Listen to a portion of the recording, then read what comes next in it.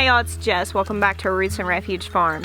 I'm currently standing in my garden, as you can see, and as you can also see, there's really not much to look at out here. It's January, and although it is a warm January afternoon, there's not a whole lot growing. I have a long growing season here in 7B. I have the option of growing a lot of things over the winter. Most of our winter stuff got snacked on by some deer, and we decided to go ahead and just take a break for the winter. But we do have a long frost-free season. However, this time of year, towards the end of January, beginning of February, it's always the same.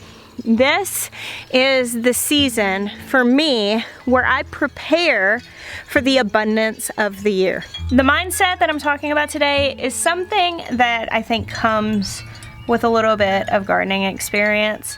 Once you've been through the cycle of spring, summer, fall, winter a few times, you kind of learn the fact that they always come back around.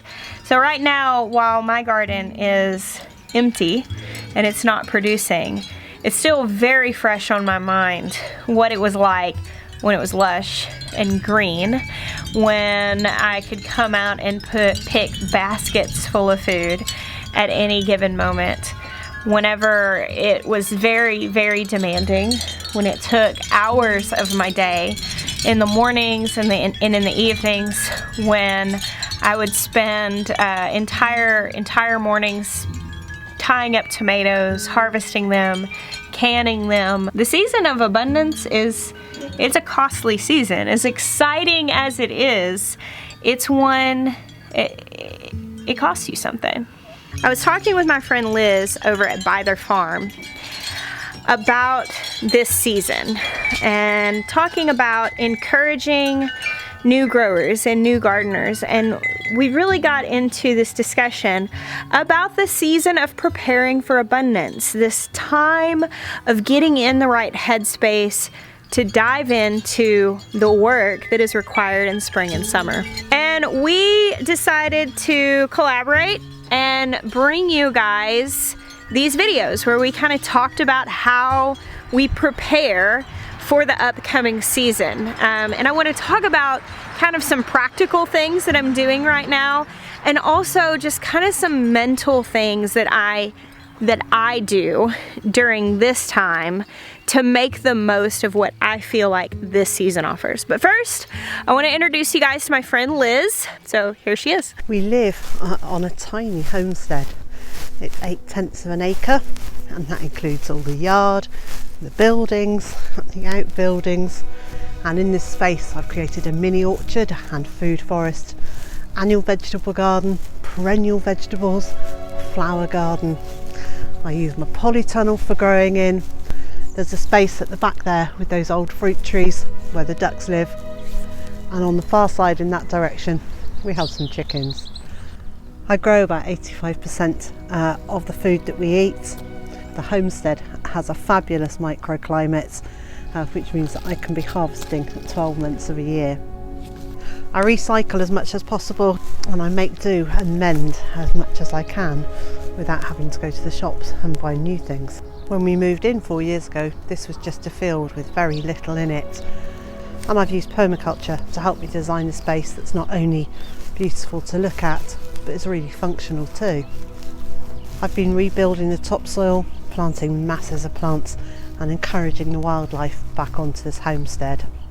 And I get to share this lovely space with my partner, Mr. J. I'm Liz Zorab, and this is Byther Farm.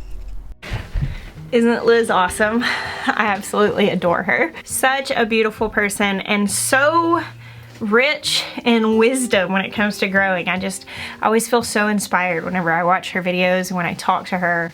So I knew you guys would love her. Now I'm in my greenhouse, and as you can see, I have all of my cool weather starts going back here, my brassicas and all of that. And all of those are going to be moving out into the garden under row covers here in just a few weeks. During the next few weeks, one of the big practical preparations that I'll be making for my abundant gardening year is I'm starting all my seeds. I love to grow from seed. I think that it is so valuable. I think that even new growers can grow from seed, and I encourage them to try, because there's so much value in being able to grow something that you may otherwise never get to see or experience. When it comes to preparation, one of my very first things is making a garden plan that woos me. Now, there are a lot of people that argue for very practical gardens, and they will tell you that, you know, they find the one variety that produces the most for them because they want to get the most for their work. And you may be one of those people. And I'm telling you, there are personality types, that there are those people that they want the most production for their time, they want the most turnaround.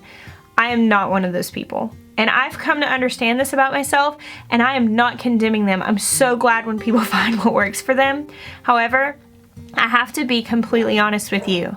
I have a tendency to get a little lazy and not follow through. Just real talk. I get distracted, and when I grew my first garden, it was all plants that I'd gotten from a local store, and I had a really rough go. It was a very, very hard year. A ton of rain, a bunch of my plants drowned. What didn't drown, you know, all the rain had just like put the weeds into hyperdrive. And when it came down to going out there and trying to salvage this garden, in which was growing yellow squash and green zucchini and purple eggplant and red tomato, because that's what they'd all been labeled at the store where I bought the starts. When I went to the grocery store and I saw yellow squash and green zucchini and purple eggplant and red tomato there for like 89 cents a pound, I was like, forget about it. Like, this is not worth it to me. And so I actually found, in growing from seed and stepping into the beautiful and incredible world of heirloom seeds and the interesting things that people have developed even in recent years, I found a motivation that didn't exist for me outside of growing from seed. And I became invested. I saw a quote once, and I cannot find it for the life of me, so if you know this, please comment it down below. But it said something along the line of, the gardening year starts in January when the seed catalogs arrive. And that is so true for me. Like, when it's time to sit down and make the plan, whenever it's time to think up what beautiful elements I'm gonna add to the garden this year, and what new things I'm gonna try, and what old things that I've tried. Oh, I miss tomatoes right now. I haven't eaten tomatoes since they stopped growing in my garden, because I would like to wait. I like to wait for those special, incredible, unique things that I can only get inside my garden. And I miss that, and I'm looking forward to that. And so for me, making the plan is such a massive part of bringing that abundance in. Not because you necessarily need to figure out the most abundant producers, but because you really need to be honest with yourself about what's going to make you committed to the level that you need to be committed. A garden is a lot of work. Making this plan is taking those shortcomings into consideration and kind of putting some insurance against myself in place, and knowing what I need to commit to, and what I need to plan, and what I need to invest in order to set myself up for success. Y'all, look at this stuff growing in my walkways. I'm pretty sure this is purple bok choy, and these are tiny little carrots. I must have dropped some seeds. Let's cross the creek over here and hope that I don't drop my camera in the water. Out here in the woods, we are siding our new little barn that's going out here. Should be done here by the end of this week. Homesteading has really driven home a few lessons that I probably should have learned before, but I didn't. The thing that I think has been really interesting for me is that whenever you're really going through the seasons of the year, and for me, gardening and growing food really taught me this, that there really are some seasons to give it your all and work really hard and work really long hours, and honestly just give everything that you can to your goal. And then there are some seasons that it's time to rest. And then there are some seasons that it's time to prepare. Right now, we have been resting. We've had a really great couple of months of taking it really easy. And right now, one of the things that we're doing is getting a lot of the infrastructure projects done for the next season, for new baby goats being born and all our new chicks coming in the spring and all of the garden being put in and starting to produce food. And right now our farm's not producing very much. We're not in milk, we're not getting any eggs, we're not getting anything out of the garden. And so right now the season that it feels like we're the least abundant is when we're doing the most to get ready for the abundance that's coming. And the thing that I really want to encourage you guys about with that is that in this video we're talking a lot about preparing for the season of abundance of this year. But a lot of you are in a season of preparing where you've been preparing for years. You're waiting to sink your hands in and to get started on your homesteading dream and your gardening dream and your food growing dream, sustainability. And you're just like, oh, I just want to get started. But understand that the preparations for the season where you're actually doing the stuff, those preparations are so massively important. Like, I'm glad that by the time our new chicks get here and baby goats start being born and all of that stuff, that all these fences are going to be done and these barns are going to be done. There's going to be a place to put everything.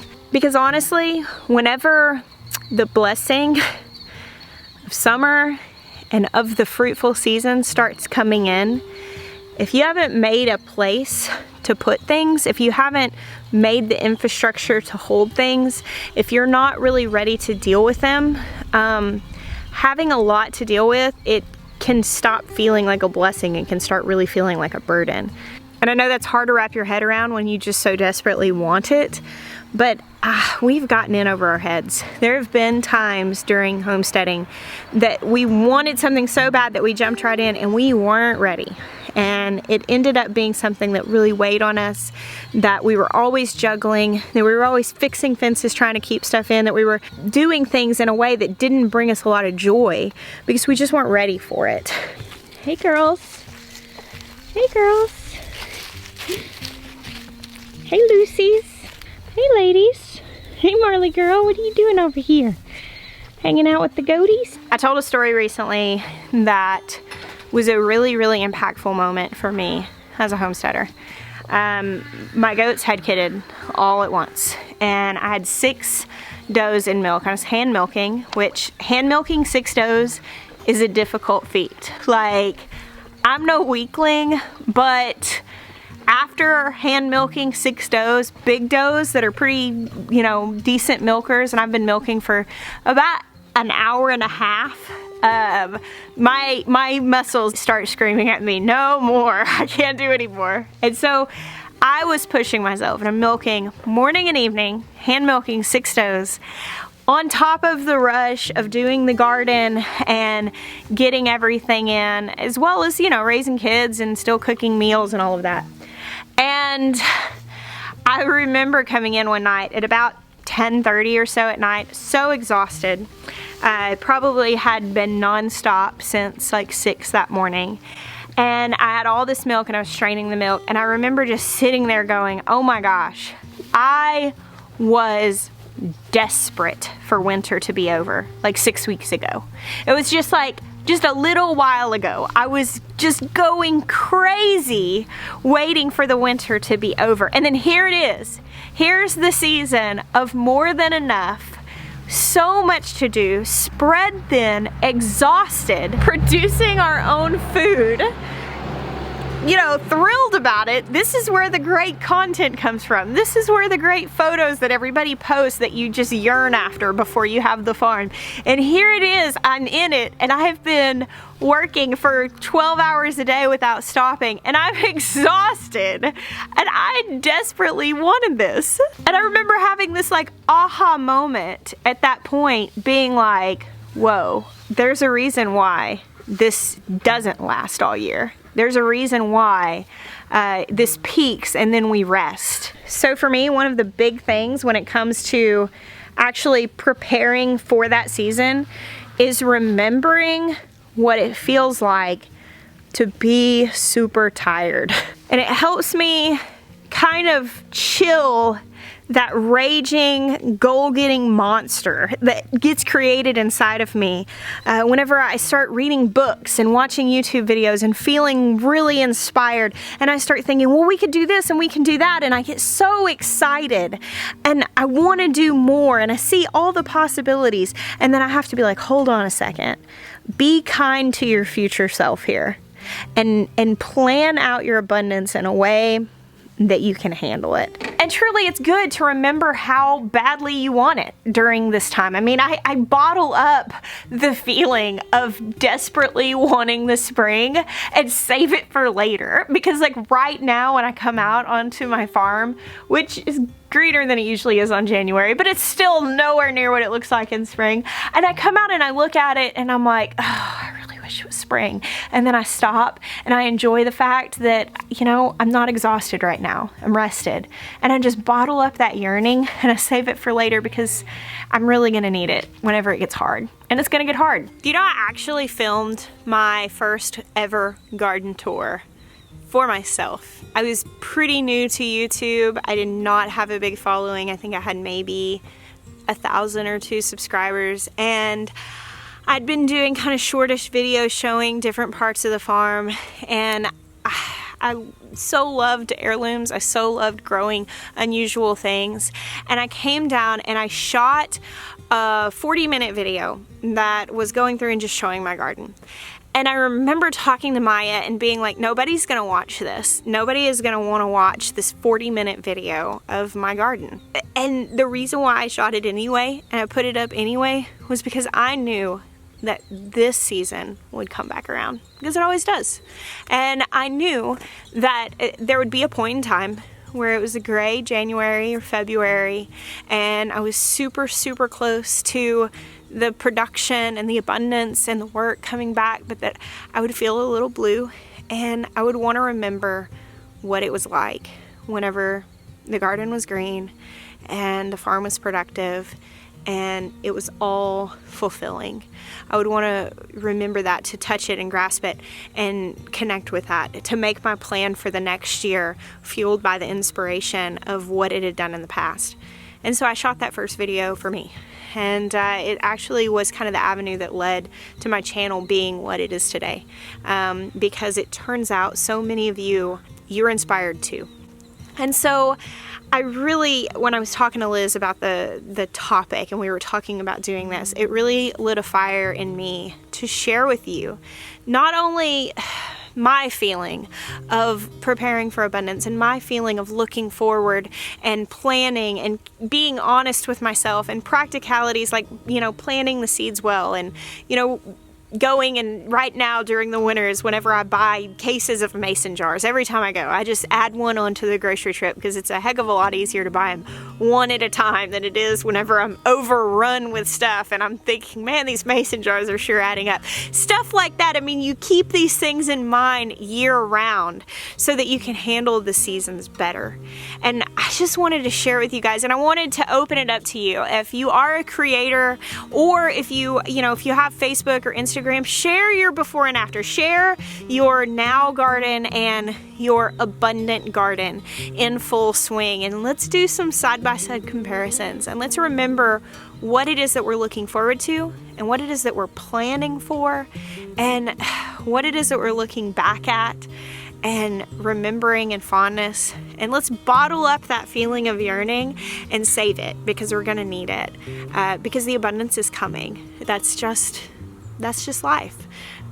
Seasons change, and as gray and as void as this one may feel, it won't last forever. So please share, tag me, tag Liz. Please go check her out. I think you guys are gonna absolutely adore her. I know that I do. And I am so looking forward to stepping into this season with all of you. Well rested and inspired and excited with bottled up yearning. I am so looking forward to this year of abundance. I bless you guys. Until next time.